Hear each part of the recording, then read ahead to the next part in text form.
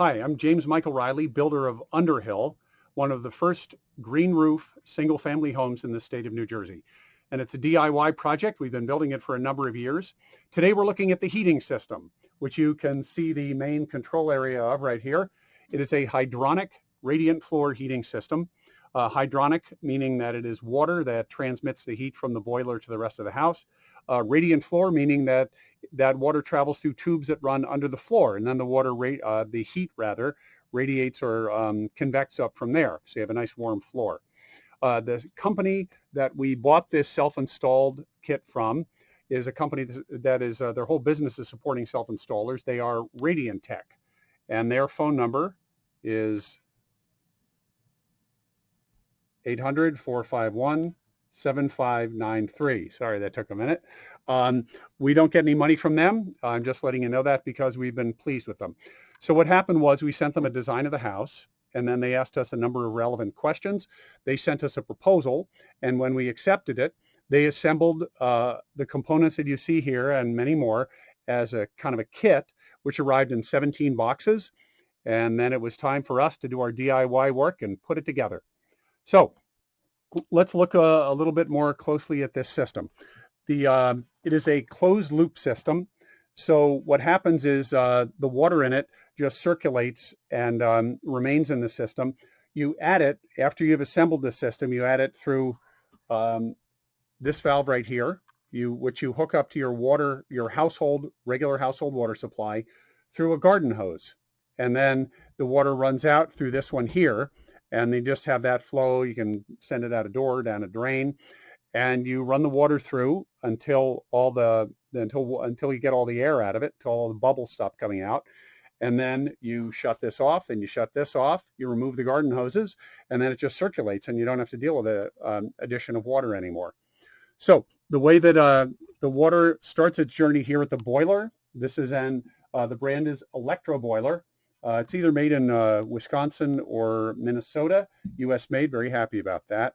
This is an electric boiler, but if you have gas service in your house, you could also have a gas boiler. So it heats the water travels up through this pipe. A lot of these pipes had insulation on them, but this is a copper section of the thing. The main kind of central part of the control panel is copper. So I had to sweat it together. And the water comes down through here, and then it comes over to these three circulator pumps, one for each zone of the house.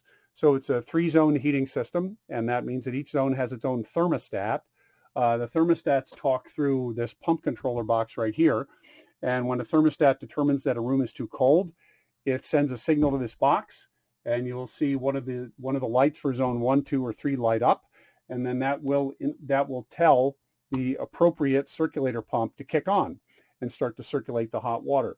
So to use this one as an example, the water comes up through here and then up to this distribution manifold right here, where it is broken down in smaller PEX tubes, carry it through various loops that heat that portion of the house. They give up their heat to that portion of the house in the process heating it, and the water, once it has given up its heat, comes back cooler to this return manifold over here, which looks very similar. In fact, it's almost identical. And that cooled water comes down through here, back to the main part of the system, and then back up to the boiler where it's heated and takes another loop until the thermostat determines that the room is warm enough, and it sends the signal to the circulator pump to shut off. So that's how this part of it works.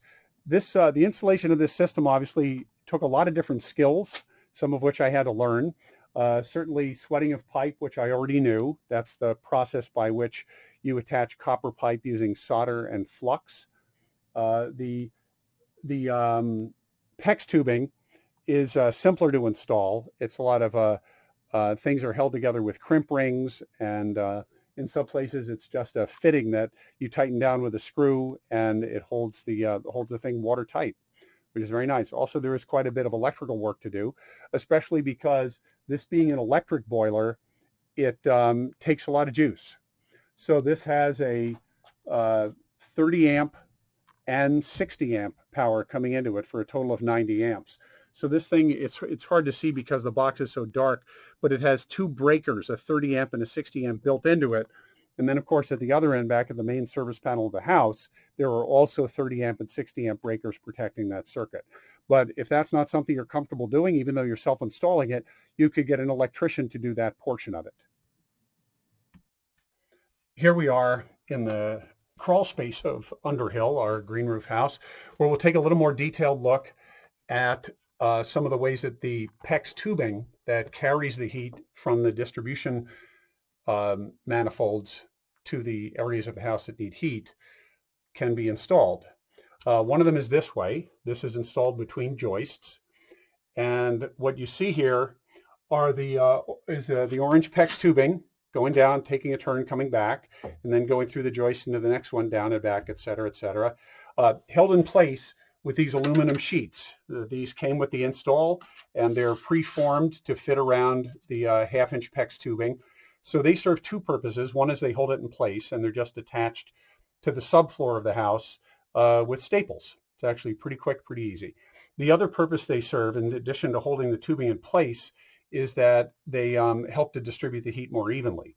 And actually, when this part of the installation is completely done, there will be some sheet product, a roll product that was also provided by Radiantech, the company that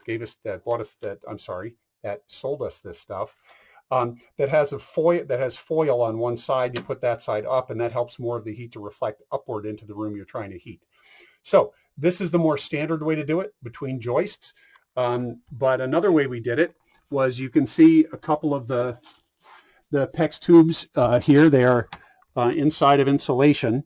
That's these here. And they come over to this room. They hop this little step, and then they are under the concrete floor slab.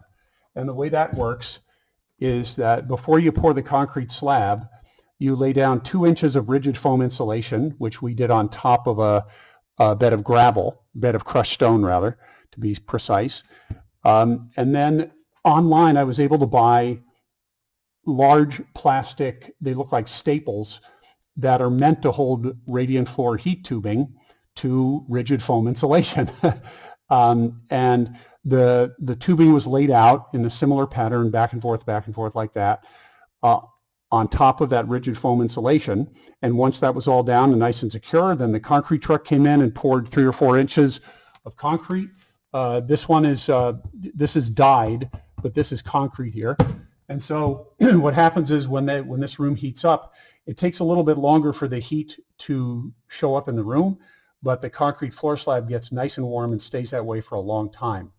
So it's a system we've been happy with, and I recommend it.